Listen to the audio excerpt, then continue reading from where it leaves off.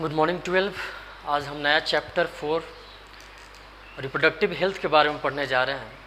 इस चैप्टर में देखेंगे फैमिली प्लानिंग से रिलेटेड कुछ टर्म्स और पॉइंट। तो first of all you should know that first time family planning was initiated by India in the whole world in 1951। पहली बार फैमिली प्लानिंग प्रोग्राम इंडिया ने लॉन्च किया था 1951 में, और इसके according growth of population rate के ऊपर कंट्रोल करने का काम किया गया, ताकि और लोगों को ज़्यादा से ज़्यादा रिप्रोडक्टिव हेल्थ के बारे में, फैमिली प्लानिंग प्रोग्राम के बारे में ज़्यादा से ज़्यादा बताया गया, ताकि लोग जाने और इसके बारे में जागरूक हो, ताकि जनसंख्या के ऊपर कंट्रोल किया जा सके। This programme was only launched for by the motive to control and coordinate over growing rate of population and to know about every person about reproductive health and what are hygienes should be taken to maintain the reproductive health of any human being। तो इस chapter में हम इस सब topic से related कुछ बातें जानेंगे। तो सबसे पहले हम देखते हैं WHO ने, वर्ल्ड हेल्थ ऑर्गेनाइजेशन ने फर्स्ट टाइम रिप्रोडक्टिव हेल्थ से रिलेटेड कुछ पॉइंट्स बताया है, जिसके अकॉर्डिंग हर लिविंग ऑर्गेनिजम्स के अंदर, यानी हम बात कर रहे हैं ह्यूमन बींग्स के अंदर, इससे रिलेटेड अगर पॉइंट करेक्ट है तो वो मेल या फीमेल पूरी तरह से रिप्रोडक्टिव हेल्दी है। तो हम देख रहे हैं according to WHO, a society with people having physically and functionally normal reproductive organ, normal emotional behavioural interactions among them in all sex related aspects is called reproductive health। WHO ने reproductive health के बारे में बताया कि कोई भी man या woman अगर उसका रिप्रोडक्टिव ऑर्गन बिल्कुल हेल्दी है, किसी भी तरह का फिजिकली और फंक्शनली रूप में एक्टिव है, इसके बाद फिर नॉर्मल इमोशनल और बिहेवियरल इंट्रैक्शंस के लिए रेडी है, सेक्स रिलेटेड से कोई भी प्रॉब्लम उसको नहीं है, then he is totally healthy and its reproductive organ is healthy. तो according to WHO, society with a people having physically and functionally normal reproductive organ and normal emotional behavioral interactions among them in all sex related aspects, then he is reproductive healthy। किसी भी समाज में रहने वाले कोई भी इंसान के अंदर अगर उसका रिप्रोडक्टिव ऑर्गन बिल्कुल सही है, फिजिकली फंक्शनली ठीक ठाक है, emotional behaviour interactions related, sex related aspects को कंट्रोल कर सकता है, then he is totally healthy।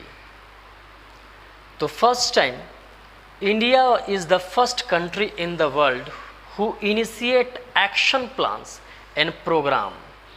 first time reproductive health से related aspects controls इंडिया ने इनिशिएट किया था पूरे वर्ल्ड में 1951 में। this program was launched in 1951 and this program is related to family planning, so it is called family planning program। it was launched in 1951। पहली बार family planning programme India द्वारा 1951 में लॉन्च किया गया था, जिसके अकॉर्डिंग लोगों को जागरूक करना था, बताना था, फैमिली रिलेटेड प्रोग्राम से संबंधित बातों के बारे में जानकारी देना था।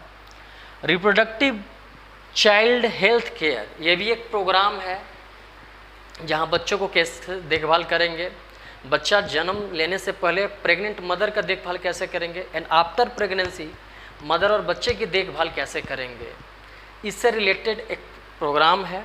This programme is called reproductive and child health care programme. इसका मतलब this is family planning programme. ये प्रोग्राम भी फैमिली प्लानिंग प्रोग्राम से ही रिलेटेड है।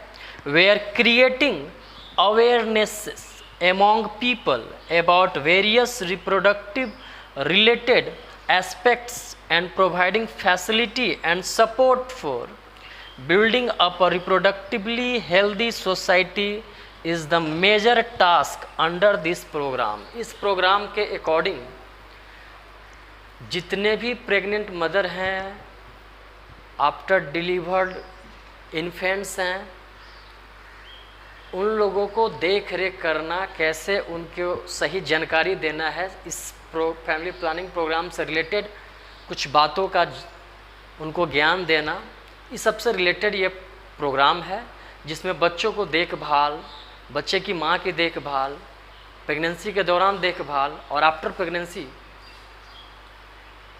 दोनों को सही ढंग से देखभाल करने के बारे में इस प्रोग्राम के तहत बताया गया है। अब हम देख रहे हैं यहाँ दो इम्पॉर्टेंट क्वेश्चन इस चैप्टर से अक्सर पूछता है। Is sex education necessary?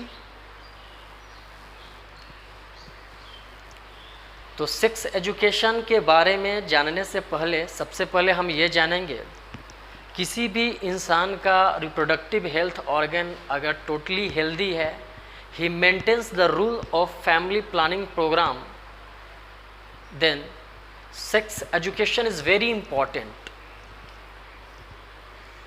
इस सेक्स एजुकेशन के बारे में स्कूल में, कॉलेज में, प्रिंट मीडिया के according,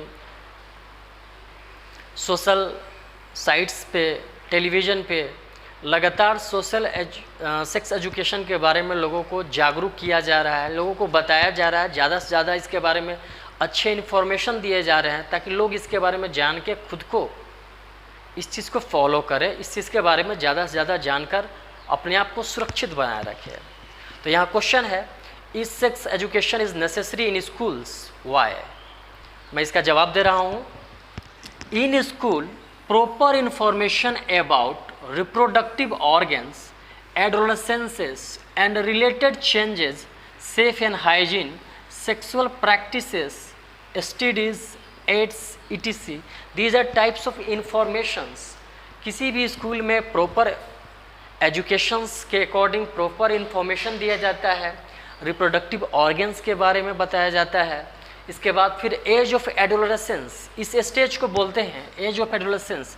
it is known as puberty stage, where in both girls and boys reproductive characters develops. तो this stage is called age of adolescence and related changes, what changes may occurs at this stage is the best knowledge providing to the girls or boys, safe and hygiene about sexual practices, sexual relation के दौरान what safety needs and what contraceptive devices should be maintained, this knowledge is also given to the students. STDs, this is called sexual transmitted diseases, यानी uncontrolled of sex के through क्या diseases occurs हो सकता है males में, females में। This is called sexual transmitted diseases. And about AIDS, AIDS, this is acquired immuno deficiency syndrome which is caused by HIV virus. तो ये सारे sex and sexual hygiene, sexual practices, sexual transmitted diseases के बारे में, ads के बारे में proper information, proper guidance should be provided by schools to the students to know them well about reproductive health and hygiene and about the age of adolescence, what changes may occur in their body at puberty stage, what characters develops in both boys and girls. This information should be given to the students in a proper way. So, in school, sex education is very important. Education of people is most important. Birth control options, parental care, care of pregnant mother, importance of breastfeeding, equal opportunities for male and female child is important knowledge should be provided. इसके अलावा सबसे पहले तो लोगों को education ज़्यादा से ज़्यादा दिया जाए, more educated peoples Indian government के थ्रू इस रूल्स को फॉलो किया जाए। इसके बाद फिर बर्थ कंट्रोल ऑप्शंस के बारे में जाना जाए, बर्थ को कैसे कंट्रोल करेंगे हम आगे इस चैप्टर में बताएंगे। मेल और फीमेल दोनों के अंदर बर्थ को कंट्रोल किया जा सकता है। इसके बाद फिर कॉन्ट्रासेप्टिव डिवाइसेस हैं, ओरल पिल्स हैं, और फिर मेडिकल ट्रीटमेंट के थ्रू भी बर्थ को कंट्रोल किया जा सकता है। फिर पेरेंटल केयर, कैसे बच्चे की देखभाल करनी है, प्रेग्नेंट मदर का कैसे देखभाल करना है, प्रेगनेंसी के दौरान मदर्स को कैसे हेल्दी न्यूट्रिशन प्रोवाइड करवाना है ताकि बच्चे पर नेगेटिव असर ना पड़े, बच्चा हेल्दी हो और मदर को भी किसी तरह का कोई दिक्कत ना हो प्रेगनेंसी के दौरान, डिलीवरी के दौरान। फिर केयर ऑफ प्रेग्नेंट मदर, माँ के देखभाल, importance of breast feeding after delivery of a boy और अ infant, they needs some energy and this energy is provided by breast feeding process। तो breast feeding process में बच्चे को माँ दूध पिलाती है, तो इसके बारे में भी सही नॉलेज देना है, किस तरीक़े से दूध पिलाएंगे, कब तक दूध पिलाएंगे, दूध के अलावा और कुछ नहीं देंगे 6 महीने तक। इस नॉलेज को हर लोगों तक पहुंचाना है। Equal opportunities for a male and female child, जब बच्चा हो तो लड़का हो या लड़की हो, दोनों के बीच में किसी भी तरह का कोई डिफरेंसेस मदर्स या गार्जियन या पेरेंट्स के थ्रू नहीं होना चाहिए बच्चों के ऊपर। इस चीज़ के बारे में भी सही नॉलेज दें। इसके बाद फिर इम्पोर्टेंस नॉलेज बच्चों को हमेशा देते रहें ताकि वो कुछ अच्छा सीखें, अच्छा जाने और सेक्स एजुकेशन के बारे में उनको सही ज्ञान मिल सके। तो यहाँ क्वेश्चन था, is sex education is important in school, why? तो इसका आंसर ये होगा कि yes, sex education is very important in school to give proper information to the students about sex related health and hygienes, about birth control, about pregnancy, about contraception devices, about sexually related transmitted diseases, about acquired immunodeficiency syndrome, that is AIDS, about proper guidance at the time of pregnancy and after pregnancy. This is proper important knowledge should be provided to the students or young generation by schools and colleges, and this knowledge should be must attain to the students to know more and best. Second यहाँ question है, what is significance related to health society? ये भी important question है, अक्सर question पूछता है, what is significance related to health of a society. तो इसके बारे में मैं बताने जा रहा हूँ। Awareness of problems due to uncontrolled population growth, population growth of population को कैसे मेंटेन करना है, इस चीज़ के बारे में सही नॉलेज। इसके अलावा सही नॉलेज होने के बाद भी सही तरीके से इसको फॉलो करना, सेक्सुअल रिलेशन के दौरान कॉन्ट्रासेप्शंस डिवाइस का यूज करना, ओरल पिल्स का यूज करना, इसके अलावा मेडिकल ट्रीटमेंट से बर्थ कंट्रोल को कंट्रोल करने का कोशिश करना, social evils like sex crimes, आए दिन सोसाइटी में जो रेप से रिलेटेड बड़े बड़े घटनाएं घटते हैं, इनके ऊपर कंट्रोल करना। Needs to be creating the enable people to think and take up necessary steps to prevent and building up a socially responsible and healthy society, एक हेल्दी सोसाइटी को बनाए रखने के लिए सबसे पहले लोगों को इसके बारे में जागरूक करना होगा, लोगों को सही ज्ञान देना होगा, सही दिशा में उन्हें शिक्षित करना होगा, ताकि लोग इसके बारे में जानकर लोगों तक इसको फैलाए, ताकि समाज हमारा जागरूक और सोसाइटी हमारा हेल्दी बना रह सके। तो इसके लिए कॉन्ट्रासेप्शंस डिवाइसेस के बारे में लोगों को बताना है कि what different types of contraceptive devices helps to control birth and what necessary steps taken at the time of pregnancy. This knowledge should be given to the society and every people of society, which is the significance of healthy people in a society. तो ये दो important question था यहाँ पे, अक्सर पूछा करता है। आगे हम बता रहे हैं इससे रिलेटेड एमनियोसिंथेसिस टर्म के बारे में। पिछले वीडियो में हमने प्लेसेंटा के बारे में पढ़ा था। तो प्लेसेंटा में एक स्ट्रक्चर का डेवलपमेंट होता है, डैट इज़ एम्ब्रियो। अगर ये एम्ब्रियो फीमेल हो तो इसको किल करने का एक प्रोसेस है, डैट इज कॉल्ड एमनियोसिंथेसिस प्रोसेस, जिसके ऊपर इंडियन गवर्नमेंट ने medical council of India act ने बैन कर दिया है। फिर भी इस तरह की घटनाएं हर जगह घटते रहती है। इसके ऊपर कैसे कंट्रोल करना है, इसके बारे में सही जानकारी लोगों तो कैसे पहुंचाना है, इस टॉपिक के बारे में हम पढ़ने जा रहे हैं।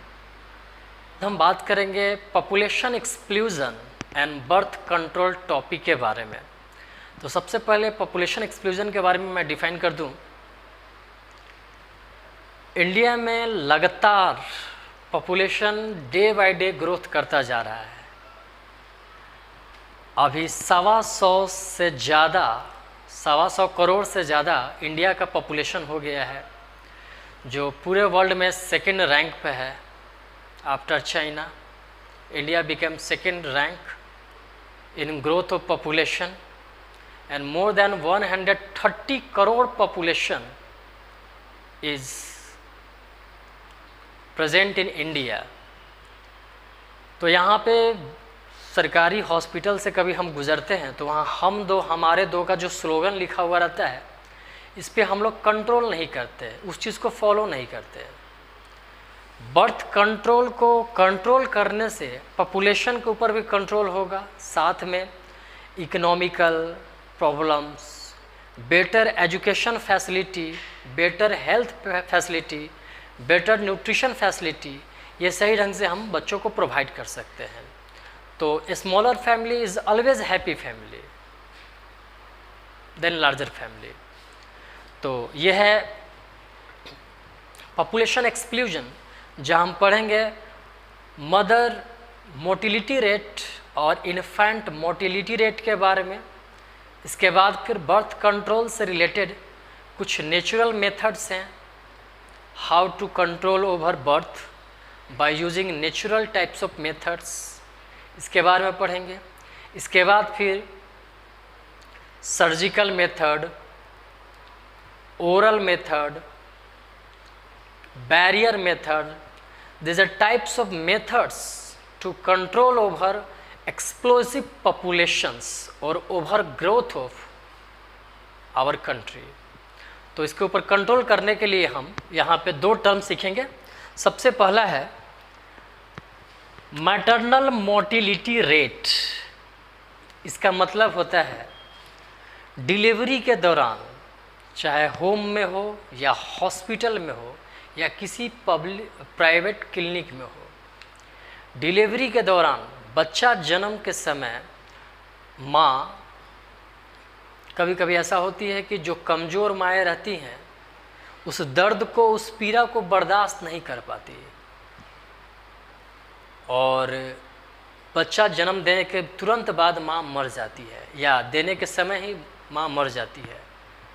तो जितनी माँ बच्चा देने के दौरान जीवित रहती है, पर 1000 मदर्स पे एक फिक्स एरिया में 1000 माँओं पे अगर ये रिसर्च किया जाए तो 1000 माँओं में कितना मदर्स सेव रह रही हैं, एलाइव रह रही हैं, हेल्दी रह रही हैं आफ्टर डिलीवरी। तो रिमेंस रेशियो जो होता है ये मदर्स मोर्टिलिटी रेट कहलाता है। दूसरा है इन्फेंट मोर्टिलिटी रेट, जन्म के दौरान कितने बच्चे सही सलामत जिंदा रह जाते हैं, बच पाते हैं जन्म के दौरान या कुछ दिनों तक, कुछ समय तक। तो जो रिमेंस बचे हुए रहते हैं उसके रेशियो को हम इन्फेंट मोर्टिलिटी रेट कहते हैं। ये भी फिक्स एरिया में 1000 इन्फेंट्स के ऊपर होता है।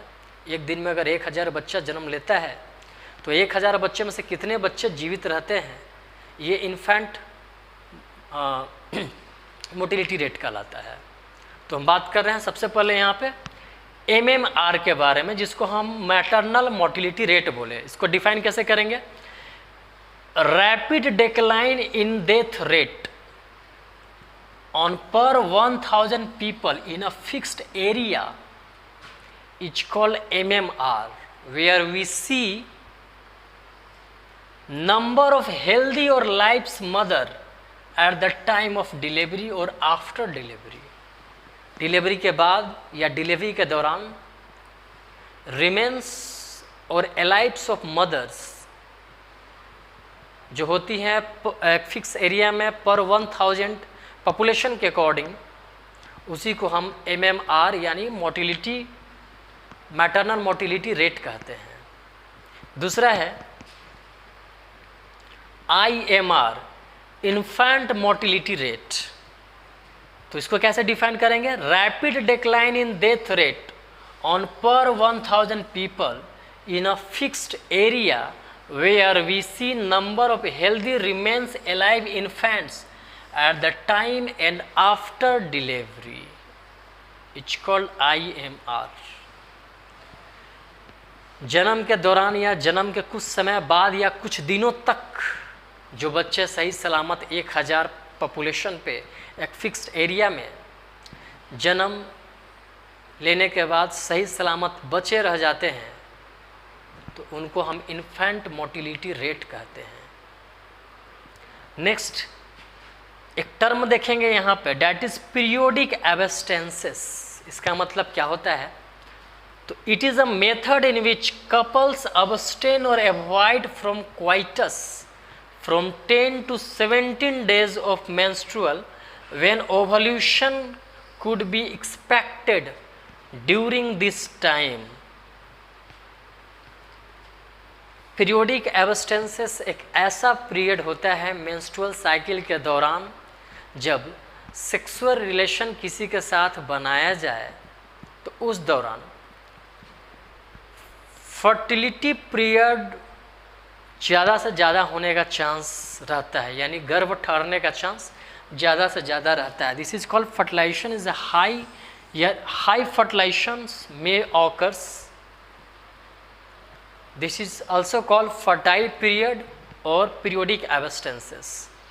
एक ऐसा पीरियड है इस दौरान अगर सेक्सुअल रिलेशन या फिजिकल रिलेशन किसी के साथ बनाया जाए, उस दौरान अगर 10 to 17 डेज तक मेंस्ट्रुअल पीरियड ख़त्म होने के बाद भी 10 to 17 डेज के अंदर किसी के साथ सेक्सुअल कांटेक्ट या रिलेशन बनाया जाता है, उस दौरान गर्भ ठहरने का चांस ज़्यादा से ज़्यादा होता है, यानी that period is called fertile period. After end of menstrual cycle, हर महीना जो मेंस्ट्रुअल साइकिल चलता है, मेंस्ट्रुअल साइकिल जब ख़त्म हो जाए तो उस दौरान भी 10 से 17 दिनों तक, हर किसी में अलग अलग होता है, तक सेक्सुअल रिलेशन बनाने से खुद को अवॉइड करते रहना चाहिए। अगर इस बीच सेक्सुअल रिलेशन बना तो गर्भ ठहरने का चांस ज़्यादा से ज़्यादा होगा। मेंस्ट्रुअल साइकिल के दौरान भी सेक्सुअल रिलेशन नहीं बनाना चाहिए और इस दौरान भी 10 से 17 दिनों के अंदर भी सेक्सुअल रिलेशन नहीं बनाना चाहिए। एक तरह का ये नेचुरल मेथड का एग्जाम्पल है पीरियोडिक एब्स्टेंसेस, और इस पीरियड को फर्टाइल पीरियड भी बोलते हैं क्योंकि इस दौरान फर्टिलाइजेशन होने का चांसेस बहुत ज़्यादा रहता है। तो ये एक तरह का नेचुरल मेथड का टाइप था। नेक्स्ट हम नेचुरल मेथड ऑफ कॉन्ट्रासेप्शंस के बारे में देख रहे हैं। नेचुरल मेथड एक ऐसा मेथड है जहां हम नेचुरली तरीका से खुद को एवॉइड कर सकते हैं, खुद को प्रोटेक्ट कर सकते हैं, खुद को कॉन्ट्रासेप्ट कर सकते हैं, प्रेगनेंसी से बचाए रखने का काम कर सकते हैं यहाँ पे। तो एक टर्म है क्वाइटस इंटररेप्टस। क्वाइटस इंटररेप्टस में क्या होता है, इसको विथड्रॉल भी बोलते हैं। क्वाइटस इंटररेप्टस का मतलब होता है कोई भी इंसान जब, कोई भी मेल या फीमेल जब सेक्सुअल रिलेशन बनाते हैं, that period is called coitus interruptus और इंसेमिनेशन। तो इस दौरान क्या होता है, अगर फिजिकल रिलेशन बन रहा है तो फिजिकल रिलेशन के दौरान after completing of sex sperm को वेजाइना के अंदर इंटर नहीं करने देना है, यानी स्पर्म को वेजाइना से बाहर फॉल ऑफ करवा देना है। तो इससे क्या होता है, ये फर्टिलाइजेशन नहीं यहाँ हो पाएगा, तो सेफ सेक्स भी हो गया और फर्टिलाइजेशन भी नहीं हो पाएगा, बर्थ को कंट्रोल भी कर दिया गया। तो ये नेचुरल कॉन्ट्रासेप्शंस मेथड है where we follow coitus interruptus. It is also called withdrawal method, जहाँ in which male partner withdraw his penis from vagina just before ejaculation to avoid insemination। insemination को रोकने के लिए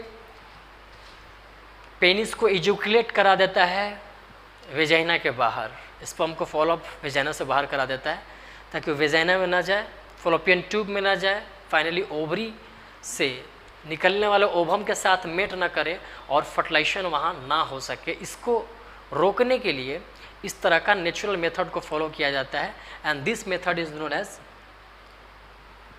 क्वाइटस इंटररेप्टस और withdrawal method. Next is lactational amenorrhoea. This is also called absence of menstruation, and this method is based on ovulation and cycle do not occur during the period of parturition। parturition period के बारे में मैंने बताया था, it is a period where female is ready for delivery। Generally parturition का मतलब होता है डिलीवरी ऑफ अ बेबी। तो parturition से पहले यानी फीमेल जब प्रेग्नेंट होती है तब, उस दौरान अगर 1 मंथ से लेकर 6-7 मंथ तक भी सेक्सुअल रिलेशन बनाया जाए तो इस सेक्सुअल रिलेशन के दौरान सेक्स तो सेफ हो जाता है, लेकिन यहाँ पे स्पर्म्स इंटर नहीं कर पाएगा फीमेल वेजाइना के अंदर, और वहाँ इंटर कर भी जाता है तो फर्टिलाइजेशन नहीं हो पाएगा, क्योंकि इस दौरान जब मदर्स प्रेग्नेंट रहती है उस दौरान किसी भी तरह का मेंस्ट्रुअल साइकिल ऑकर्स नहीं होता है।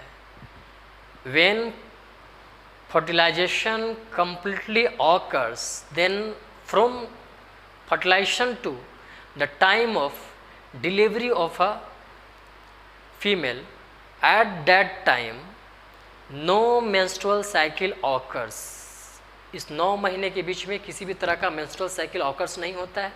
तो यहाँ जो भी सेक्सुअल रिलेशन बनेगा, ये सेक्सुअल रिलेशन के दौरान स्पर्म फर्टाइल नहीं हो पाएगा, यानी यहाँ पे फर्टिलाइजेशन का प्रोसेस कंप्लीट नहीं हो पाएगा और स्पर्म अपने आप डेड कर जाएगा, ख़त्म हो जाएगा। तो ये एक प्रोसेस है डेट इज कॉल्ड लैक्टेशनल एमिन्यूरिया, जहाँ मेंस्ट्रुअल साइकिल अब्सेंस होने की वजह से फर्टिलाइजेशन कंप्लीट नहीं हो पाता है। दूसरा नेचुरल मेथड था क्वाइटस इंटरप्टस, जहाँ सेक्सुअल रिलेशन बनाते के दौरान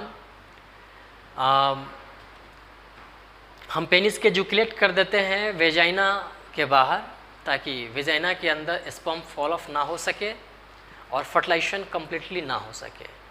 तो this are types of natural contraceptions method which is used to birth control. ये बर्थ को कंट्रोल करने के लिए इस तरह से मेथड को फॉलो किया जाता है। नेक्स्ट हम बात करेंगे बैरियर मेथड के बारे में, इसके बाद हमको सर्जिकल मेथड, ओरल मेथड के बारे में भी पढ़ना है। तो नेक्स्ट बैरियर मेथड, तो हम यहाँ देख रहे हैं different types of barrier methods what we used to control over population.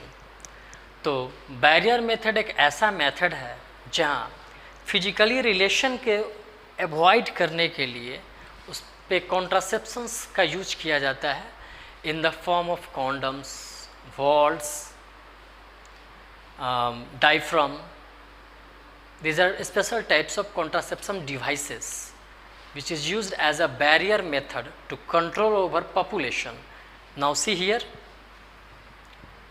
by using this method, by using barrier method, ovum and sperm are prevented from physically meeting. Barrier method का use करने के बाद sperm और ovum आपस में physically meet नहीं कर पाता, so fertilization doesn't takes place here. तो this is a method where we used the different types of barrier devices to control over growth of populations. तो बैरियर मेथड का use करते हैं। By using this method ovum and sperm are prevented from physically meeting which can be controlled by using condoms, diaphragms, cervical caps and valves. condoms, diaphragms, cervical caps and valves, these are called barrier devices through which we control over growth of population. Here Nirod is popular brand of condoms for male which is used nowadays, and mostly Nirod, it is important question always asked in board exam about Nirod. So Nirod is a popular brand of condom which is used for male. Generally condoms are used for both male and female. Nirod is one of the best example which is only used by male. Another barrier devices, that is cervical devices, valves and diaphragms, only used by female. Here condom is made up of thin rubber with a latex sheath used to cover the penis in male and vagina or cervix in female. Here ejaculated sperm not enters into vaginal or reproductive tract. That's why fertilization doesn't take place here. Condoms also have additional benefits to avoid contraceptions. इसके अलावा it also protect or prevents from STDs, that is sexually transmitted diseases, and AIDS. दोनों के बारे में विस्तार से इस chapter में हमें पढ़ना है. Sexually transmitted diseases are those types of diseases which occurs by using sex के दौरान कंट्रोल्स एंड कॉन्ट्रासेप्शंस का यूज़ ना करने के कारण ही सेक्सुअल ट्रांसमिटेड डिजीज़ होता है, और ये डिजीज़ मेल और फीमेल दोनों को हो सकता है. इसके बारे में डिटेल में हम अगले टॉपिक में पढ़ेंगे. एंड एड्स, तो एड्स और एसटीडीज से भी कॉन्डम्स प्रोटेक्ट करने का काम करता है. Next devices is diaphragm, valves and cervical caps also helps as a barrier which is made up of rubber and it is disposal in nature, that means use and throw. It is used only by females to cover the cervix from coitus, sexual relation बनाने के दौरान. Diaphragm, valves और cervical caps, these are also helpful as a barrier method which is input under vagina or cervix portion to avoid ejaculation. Next, they prevent from blocking the entry of sperm through cervix. cervix के through जो sperm inter करेगा उस sperm को रोकने का काम करता है, ब्लॉक करने का काम करेगा. These are different types of barrier methods. Next is spermicide creams, jelly and foams. These are also used to control over birth population and used for contraceptions. spermicide creams, jellies and foams, these are easily available in markets, in medical soaps, which are also used for contraceptions, and by using these types of barrier devices we control over populations. Next contraception device is oral pills, where we used medicines to control over contraceptions or growth of populations. And last one is surgical method.